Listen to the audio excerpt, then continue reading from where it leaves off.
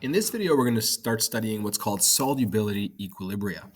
So we've been studying equilibrium throughout this unit, and we saw that that's essentially when the rate of the forward and the reverse are equal to each other. You've reached an equilibrium. And to illustrate that, we usually use this arrow over here. An equilibria can happen in a variety of contexts. You can have an equilibrium in a chemical reaction. You can have an equilibrium in a phase change. So you can have, for example, water going from liquid to gas, and there's a point where the rate of going from liquid to gas equals the rate of going from gas to liquid, and that's a phase change equilibrium. But then you can also have what's called a solubility equilibrium, which involves the process of dissolving. So let's go over that process in a little bit of detail, just to recap what dissolving really is with respect to ionic compounds. So here we have a solid crystal of NaCl. Remember that when you have ionic compounds, they don't really exist as an individual formula like this. They actually exist as crystal structures where you have this lattice of ions attracted to each other. As you can see here, we have some sodium and chloride, sodium and chloride, and they alternate in that pattern because the opposite ions are next to each other, oppositely charged ions. So when you're dissolving this, what's happening is the water molecules, since they're polar, they have ends that are oppositely charged. There's some partial positive hydrogens, some partial negative oxygens. Those water molecules will start to surround the ions and separate the ions from each other. And so in the process of dissolving, you'll see over here we have our chloride is surrounded by water, and our sodium ion is surrounded by water as well. You'll notice that the positive ion is surrounded by the partial negative oxygen in the water molecule, and the negative ion is surrounded by the partial positive hydrogens in the water molecules. But this is the process of dissolving. And so essentially, when you're not dissolved, you'd write your NaCl as a solid, but once you are dissolved, you'd write your NaCl as aqueous. This means that the ions are now surrounded by water. They're in an aqueous solution. This is not a chemical reaction. It's a physical process. You still have NaCl. It's just that now water molecules have separated the ions from each other. You didn't decompose salt. If you were to decompose it, just to show you what that looks like, this is decomposing salt. You take some NaCl, you apply a large amount of heat, and you get Na solid plus Cl2, chlorine gas. Okay, so now you no longer have the ions in there. Whereas when you're dissolving, you have some NaCl solid, and when you put it in water, what's going to happen is, I'm not going to show the equilibrium yet, but you get NaAQ, so that's positive, plus the chloride, AQ, and that's negative. So you already have these ions already exist in NaCl, but they're just not separated by water when they're in their solid form. Then once you put water in there, or add salt to your water, now your water surrounds the individual ions and separates them by a greater distance. And so that's why we have them as aqueous and aqueous. This is dissolving. This is solubility. It is not a chemical process like decomposition, for example. This would produce different substances altogether. You have chlorine gas and the sodium metal. Here you still have the ions that you began with, just now they're surrounded by water. So what did we just describe? We described that you might have a solid ionic compound. When you put it in water, it will go through the process of dissolving, and then the ionic compound still exists, but now it's surrounded by, the ions are separated and surrounded by water, so they're in their aqueous form, NaClAQ.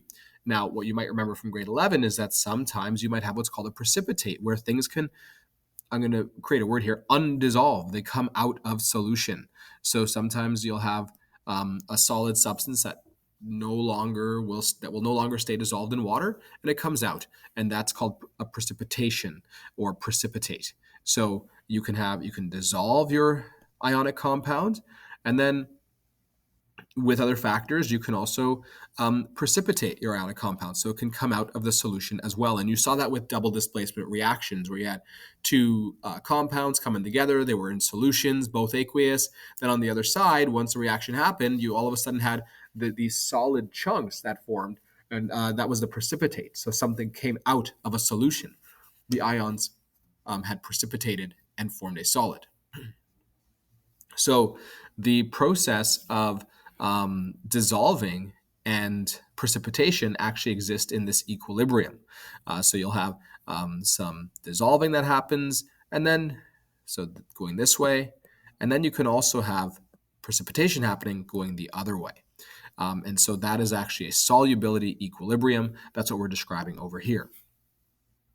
Now, before we go on to do some examples to write solubility equilibria, what we want to do is we want to understand the difference between dissociation and ionization. So what we described in the dissolving of ionic compounds, that is dissociation. It is when you have ionic compounds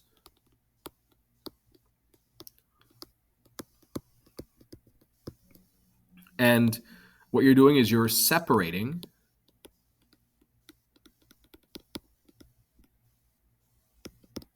ions that already exist. And you typically do that using the solvent, like water. So we have NaCl. It's a solid. When you put it in water, I'm just going to write this as an equilibrium here. When you put it in water, the water will separate the ions. So you'll have Na plus aqueous plus Cl minus aqueous. And so that's how you know you're dealing with dissociation, because you're just separating ions that already exist, and ions will only really exist in ionic compounds. Now, sometimes you'll have a process called ionization. This is when you deal with molecular compounds. Molecular compounds. And what you're doing is you're creating ions. Because remember, molecular compounds are not made up of ions, they're made up of actual molecules. And so if I take, let's say,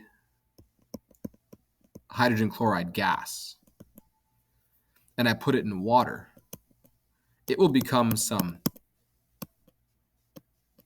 H plus AQ and Cl minus AQ.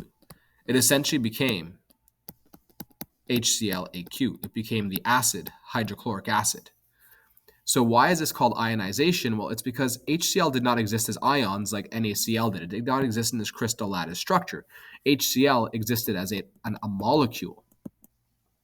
And there were no ions here. They were just sharing electrons. There might have been some unequal share, so you might have had a partial negative charge here and a partial positive charge here, but they were not whole ions at this point.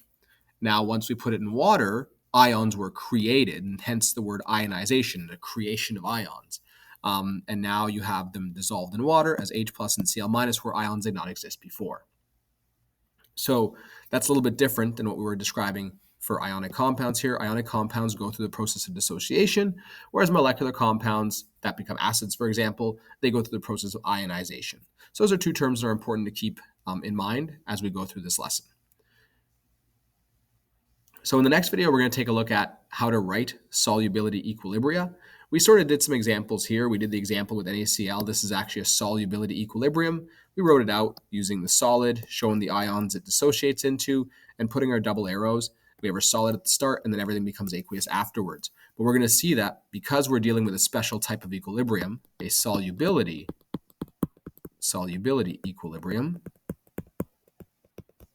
we are going to have a special type of K value. Normally we have K just represented as KQ or just K.